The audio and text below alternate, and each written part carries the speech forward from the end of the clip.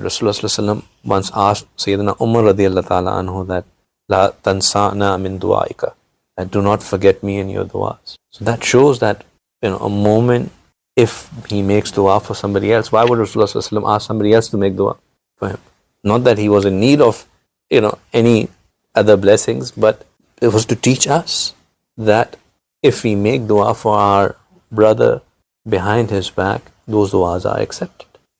Another source of forgiveness for those who have left us, and is especially if our parents, our loved ones have left us, is to do deeds and do isal sawab to them after people have left. And the reason I mention this is that this has a great significance for Ramadan. Ramadan is linked, the blessings of Ramadan are linked with the pleasure of parents, or the gratitude, or the how happy one's parents are with an individual. If they are an individual who is disobedient to his parents, then all these blessings of Ramadan that we are talking about, you are withheld from them.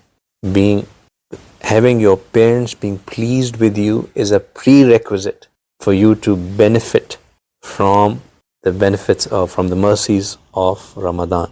And if in their life we have missed out that opportunity, God forbid, if in their life we have missed out that opportunity and they parted this dunya with us not on good terms with each other, or them not being happy with us, then the way to make up for that is to now do as much good as you can and do the ihsan sawab to them, towards your parents, and to do istighfar for them, to recite Quran for them, to do good deeds for them, to open a charity for them, or act of charity for them, start a madrasa, masjid, or help the students studying in madrasa for on their behalf.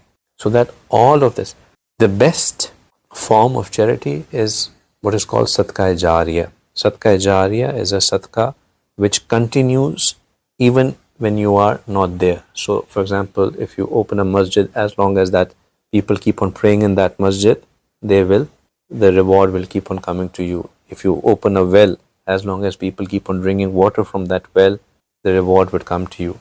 And the best form in Sadaqah Jāriyah is to support the students studying Deen.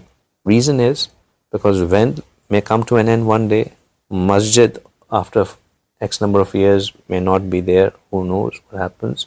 But a student studying ilm, the ilm that he learns, number one, is a sadaqah. Now if he teaches someone and the person who has learned from him, he becomes a source of sadaqah. The one he teaches, that person becomes a source of sadaqah.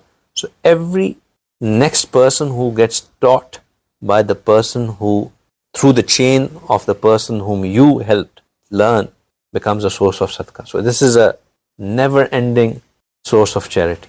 You help a student learn Deen, that person then becomes an endless multiplier effect, because whoever ends up learning from the knowledge that he has gained becomes a source of Sadaqah Jāriyah for you. So that's the importance of doing Sadaqah Jāriyah, making ways for your parents. You become a source for forgiveness for your parents. Allah will forgive you. Then one more source of forgiveness. I think we have already covered this when we covered sabr, that the difficulties that come on us, they are also a source of forgiveness, right? They are a source of forgiveness, and if something wrong happens, the more patient we are on them, the greater our forgiveness will be, inshallah. For at times we make dua to Allah subhanahu wa ta'ala that, Ya Allah, I want to come close to you. Now, we don't have the actions to come close to Allah. We don't do enough actions, or we don't have enough amal to come close to Allah. And Allah, this was a time, so imagine we were a traveler and we made this dua. It was in haram, it was the time of iftar, it was, all the multiplying effects were there. It was one of those times of acceptance. and this dua gets accepted, that Ya Allah, I want to come close to you. Now there is no action. So how will Allah make us come close to Him? Allah was put us in a trial. Now that trial, the more we go through that crunch of that trial, it would be a mean of coming close to Allah subhanahu wa ta'ala. But how do we differentiate if this is a mean for me to come close to Allah subhanahu wa ta'ala, or is this a punishment for my sins? The simple litmus test is that if a trial comes, say perhaps we would only used to do our fard salah before, and now that we have been put, we lost our job, the trial has come, and now I'm doing tahajjud, I'm doing ishraq, I'm doing chasht, and I'm doing ababeen, and I'm making a lot of nafal hajat salah as well, and I'm making a lot of du'as, I'm spending a lot of time in dua, then that is a sign that this is the trial which is there to elevate your status for you to come close to Allah. But if something happens and as soon that goes wrong and you say like, oh, let it be. I'm not even going to go to masjid now. I'm not going to even pray. And now wherever you're sitting, you're saying, my life is just, it's just disaster and this. You're complaining. If you find yourself moving away from Allah, then that's a punishment. If you find yourself getting more attached to Allah, that's a sign of getting elevation.